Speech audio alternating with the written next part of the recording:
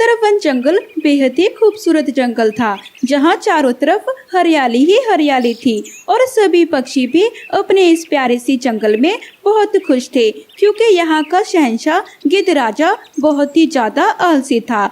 ये खुद से शिकार भी नहीं करता था, जिस वजह से जंगल के पक्षियों को उसके आसपास होने पर भी डर नहीं लगता था। एक रोज जंगल में रानो चिड़िया हरी हरी घास का आनंद उठा रही थी, तभी उसके पास जंगल का सबसे खूबसूरत मोर आता है।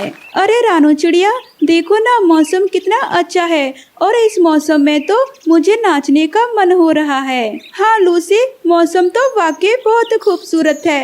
वैसे तुम लग भी बहुत प्यारे रहे हो। मैं तो हूँ ही प्यारा, मुझसे सुंदर इस पूरे जंगल में कोई दूसरा नहीं है और ना ही होगा। अच्छा, ऐसा नहीं है, यहाँ हर पक्षी अपने अपने लिए खूबसूरत है, लेकिन तुम उनसे थोड़े ज्यादा खूबसूरत हो। हाँ हाँ, क्यों नहीं, मुझे अब इन पक्षी से अपनी खूबसूरती की तारीफ सुननी पड़ेगी। रानो चिड़िया और मोर आपस में बातें कर रहे होते हैं कि तभी रानो की नजर पास की झाड़ियों में जाती है, जिसमें से रानो को खूंखार आंखें दिखाई देती हैं और रानो को वो आंखें देखकर ये समझने में देर नहीं लगती कि वो आंखें किसी और की नहीं बल्कि जंगल के राजा गिद्ध की हैं, जिसे देखकर रानो धीरे से लूसी मोर से कहती है, अरे लूसी सुनो, सामने की झाड़ियों में गिद्ध राजा हमें देख रहे हैं। इससे पहले कि ये हम पर हमला करें, हमें अपना शिकार बना ले, हमें यहाँ से निकलना होगा। क्या कहा तूने? आसपास गिद्ध है? मैं तो डर गया, मूर्ख कहीं की। वो गिद्ध नहीं बल्कि आलस का देवता है, उससे तो शिकार भी नहीं हो पाता है। भागो यहाँ से, वो हमारी तरफ ही आ रहा है। लूसी भागो, लूसी भागो।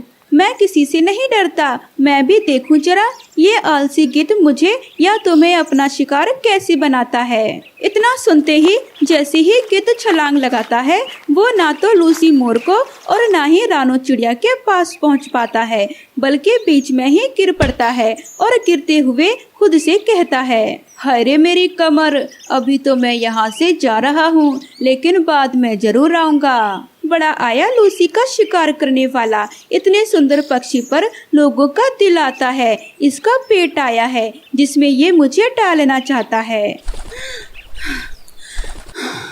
बाल बाल बचे आज तो हम, वरना मैं या आज तुम्हारा ये शिकार कर ही लेता।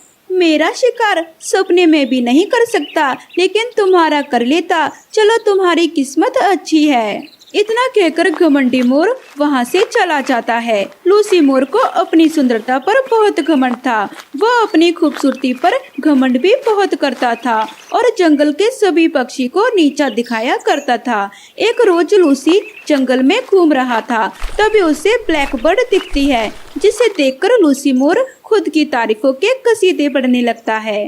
ओहो, इस जंगल में कितनी धूल मिट्टी हो गई है, मेरे तो पंख खराब हो रहे हैं इस धूल मिट्टी में। अरे ब्लैक बर्ड, तुम कैसी हो? मैं तो अच्छी हूँ, लेकिन तुम्हें देखकर अब मेरा दिन खराब हो गया है।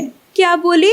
मुझे देखकर तेरा दिन खराब होता है? अरे मुझे देखने के लिए तो लोगों की आंखें तरस जाती हैं, और तू कह रही है कि मुझे देखकर तेरा दिन खराब हो जाएगा। बेरंग कहीं की, खुद तो ऊपर से नीचे तक काली है, जो तुझे देख ले उसे कुछ नजर ही नहीं आएगा, सिर्फ अंधेरे के सिवाय। हाँ हाँ, खुद ही अपनी खूबसूरती का गुणगान करता रहता है। अपने खुद के पैरों को देखा है?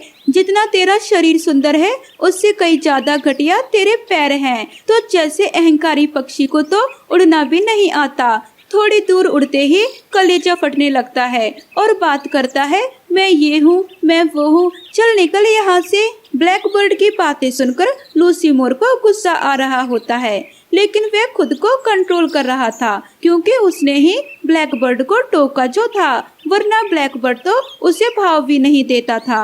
अभी तेरा बहुत ज्यादा हो रहा है ब्लैक बर्ड, तू चली जा मेरी आंखों के सामने से, इससे पहले कि मेरा गुस्सा और भी ज्यादा बढ़ जाए।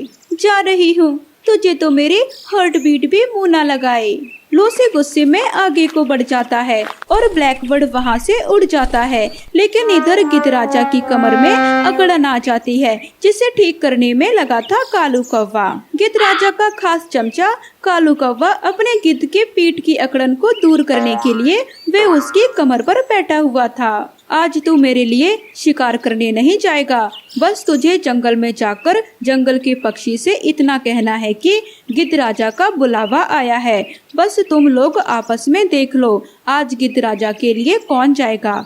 भला मैं भी जंगल का राजा हूँ, मैं भी तो देखूं मेरी आज्ञा का पालन जंगल का कौन सा पक्षी करता है। कितना मूर्ख जंगल का राजा है, खुद तो इतना आलसी है और उम्मीदें देखो इसकी, शिकार खुद चलकर आएगा। मुझे क्या, मुझे तो बस ये बात जंगल के पक्षी तक पहुंचानी है और क्या, ताकि शाम के लिए मुझे भी एक हड्डी मिल जाए। अब यहाँ सोचता ही रहेगा या लात खाकर जाएगा मेरे टुकड़ों पर पलने वाले कालू कौवा। गिद्ध राजा की बात सुनकर कालू कौवा को एक पल को गुस्सा आ जाता है, लेकिन वह कर भी क्या सकता था, उसे भी गिद्ध राजा के छोड़े हुए टुकड़ों की आदत जो हो गई थी। अब कालू कौवा जंगल में पहुंचता है और सभी पक्षी से कहता है, मेरे जंगल के प्यारे प्यारे नन्हे नन्हे पक्षी, तुम में से किसी एक को मालिक गिद्ध राजा ने याद किया है, तो चलो कौन चलना चाहेगा मालिक के पास शिकार बनने के लिए। ये तुम क्या कह रही हो कालू, भला हम गिद्ध के पास खुद क्यों जाएं? हाँ हाँ, हम नहीं जाएंगे, उस आलसी गिद्ध को जाकर कह दो हिम्मत है तो खुद यहाँ जंगल में आकर शिकार करे। हाँ हाँ, हम नहीं जाने वाले, गिद्ध का खौफ अब नाम का रह गया है इस जंगल में। तो तुम जाकर अपने मालिक को कह दो कि उसकी अब दाल गलने वाली नहीं है। हाँ, एकदम सही कह रही हो बंटी कबूतर, मैं तो नहीं जाऊंगी। अगर गिद्ध यहाँ आ गया तो और उसने सच में किसी जंगल के पक्षी का शिकार कर लिया तो मुझे तो बहुत डर लग रहा है। गिद्ध का चमचा कालू कौवा जंगल के सभी पक्षी की बात बड़े ही ध्यान से सुन रहा था, लेकिन तभी कालू कौवे को रानो चिड़िया की बात पसंद आती है। रानो चिड़िया, पूरे जंगल के पक्षी में मुझे एक तुम ही समझदार लगती हो। बताओ, तुम गिद्ध का डिनर बनने को तैयार हो तो चलो मेरे साथ, वैसे तुम्हारी ये टांगे खाकर मजा बहुत आएगा। मालिक, वो बस मैं अपने बच्चों को आखिरी बार देख जाऊं और उन्हें आखिरी बार अलविदा कह दूं। हाँ हाँ ठीक है, तुम्हें जो नौटंकी करनी है कर लो और जल्दी आओ और चलो मेरे साथ। जैसे ही रानो अपने बच्चों से मिलने जाने लगती है, लूसी मोर रानो चिड़िया को रोकते हुए कहता है, आज मैं जाऊंगा गिद्ध की गुफा में और उसे मजा चिखा कर आऊंगा। वो खुद तो 2 कदम भी चल नहीं सकता, वे मुझे या फिर किसी और को क्या ही खाएगा और उसे भोजन करने में भी अपने दांत चलाने होंगे। अरे क्या बात है, मैं भी यही चाहता हूँ कि गिद्ध का घमंड टूटे। चलो जल्दी मेरे साथ, समय बर्बाद मत करो। नहीं नहीं लूसी, तुम मूर्ख हो, तुम मत जाओ। वो गिद्ध है, आलसी भी है तो क्या हुआ, वे शिकार करना थोड़ी ना भूला होगा। ये तो खूबसूरती का अंधा है, जब ये गिद्ध राजा के पेट में जाएगा तो इसे समझ आ जाएगा कि इस मोर का कैसे मोए मोए हो जाएगा। लूसी का मोए मोए कर पाना किसी के बस की बात नहीं है, क्योंकि लूसी ने जो कमेंट कर दी फिर तो लूसी किसी के आगे झुकता ही नहीं है। जंगल के सभी पक्षी लूसी को समझाते रह जाते हैं कि गिद्ध के पास जाना उसके लिए कितनी बड़ी मुसीबत को दावत देने के समान है, लेकिन लूसी मोर किसी की नहीं सुनता और गिद्ध की गुफा में जाकर गिद्ध को उकसाने लगता है। गिद्ध भी थोड़ी देर तो लूसी को आराम से देखता है, लेकिन वह भी भूखा था और वह लूसी को देखकर उस पर एक झपट्टा मारता है और उसकी गर्दन को मरोड़ देता है, जिससे लूसी वहीं दम तोड़ देता है और एक घमंडी मोर का वहीं अंत हो जाता है, क्योंकि वह तो गिद्ध को आलसी समझ रहा था, लेकिन गिद्ध तो भूखा था। वह भी मोर को अपना शिकार बनाकर अपनी आत्मा को तृप्त करता है।